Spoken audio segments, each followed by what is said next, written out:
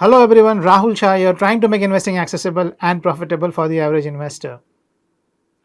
Why are hotel stocks in India riding a wave of success? The answer is not too complicated. The Indian economy is thriving. People have more money to spend. Travel within the country keeps growing, and global tourism is bouncing back stronger than ever. These shifts boost the hospitality industry, pushing up bookings and earnings for hotel chains. Let's talk about ITC Hotels. Many people might not know, but ITC Hotels has a big name in India's hospitality space.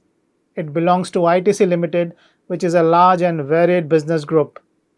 Their portfolio includes upscale hotels, resorts, and homestays under different brands. These offerings aim to serve a wide range of travelers with a focus on top notch experiences. You could say they are a trusted name striving to deliver luxury. Now, the stock price of ITC Hotels has experienced a noticeable jump. From its lowest point in Feb 2025, the stock rose by an impressive 30%. That's a steep increase in a short time. This raises an important question. Do investors still see a good balance between risk and reward with ITC Hotels? Well, answering this is not so straightforward. ITC Hotels is a new listing as its own company and it does not have much of a track record for earnings yet. This makes it harder to use the usual method of analyzing its past financial data. So, how do we handle this? Well, we shift our focus to one of its closest competitors, Indian Hotels Company, or IHCL, which owns Taj Hotels, Resorts, and Palaces, becomes the natural choice to study. Now, Indian Hotels has a long financial history, giving us plenty of data to study.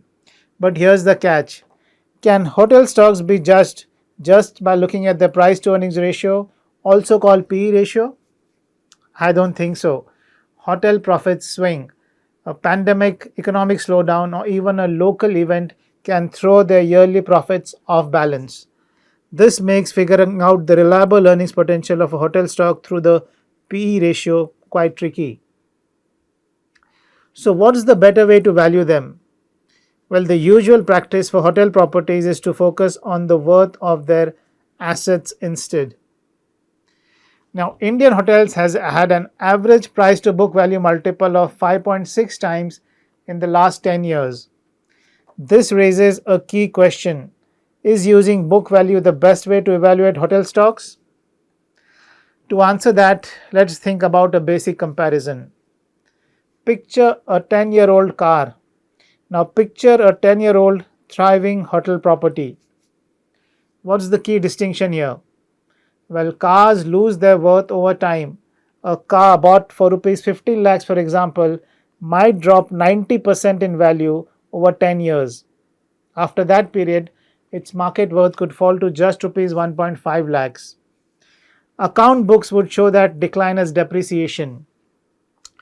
Running a successful hotel is a whole different ball game. A hotel purchased at rupees 15 crores might be valued at rupees 50 crores after 10 years. Its rise in value depends on location, brand popularity, and steady income flow. Now, here's a strange thing about accounting. Even when an asset gains value, it often ends up recorded in the books as if it lost value. Take this example. A property purchased for rupees 15 crores, 15 crores, might grow to be worth rupees 50 crores, 50 crores in 10 years, yet the books might still list it as being worth rupees 5 crores. This happens because of the rules around depreciation. Let me say that again. A property bought for rupees 15 crores, 15 crores might now be worth rupees 50 crores in the market, but accounting records reduce its value to rupees 5 crores due to depreciation policies. This is likely the reason high quality hotel stocks often sell at rates far above their book value. Investors know the book value does not show what these properties are worth on the market. For instance, a property listed at rupees 5 crores on paper might fetch 10 times that in the real world because accounting rules show the depreciated value and not the current market price. On top of that, well-known hotel chains benefit from brand recognition and customer loyalty, which drives their worth even higher. Hotel stocks often show much higher prices compared to what their assets are worth on paper. In favorable times, this difference can climb up to 10 times the book value. During tough periods, it can drop as low as double the book value. Take the coronavirus crash as an example. Back then, Indian Hotels' price to book value dropped to 2 times. Its stock hovered around rupees 70 at that time. Now it has crossed rupees 750, offering 11 times the return in just 5 years. This highlights how undervalued stocks in this sector can grow. Over an entire market cycle, investors have paid about 5.6 times the book value to invest in Indian hotels. On the other hand, EIH or East India Hotels, which runs the Oberoi and Trident brands, has had a price to book value of just 3 times over the past decade. This means Indian Hotels, a large and varied hotel chain, holds a price to book of 5.6 times. Meanwhile, EIH, a smaller yet more high-end and luxury-focused brand, stands at 3 times. Now, where does ITC Hotels belong on this spectrum? Should it align more with Indian Hotels or lean towards EIH? Well, ITC Hotels ranks as the second largest chain after Indian Hotels and covers a wider range of offerings compared to EIH. This suggests to me that its valuation should be nearer to Indian Hotels than EIH. This places it around a price to book value multiple of between 3 and 5.6. Now, taking the average of these figures gives us a price to book value multiple of around 4.5 times. So, if you multiply the current book value of ITC Hotels with this figure, you get around rupees 225 per share. ITC Hotels at present trades close to rupees 210 per share. This means it is available at a small discount if an investor thinks its price to book ratio should be somewhere between Indian Hotels and EIH.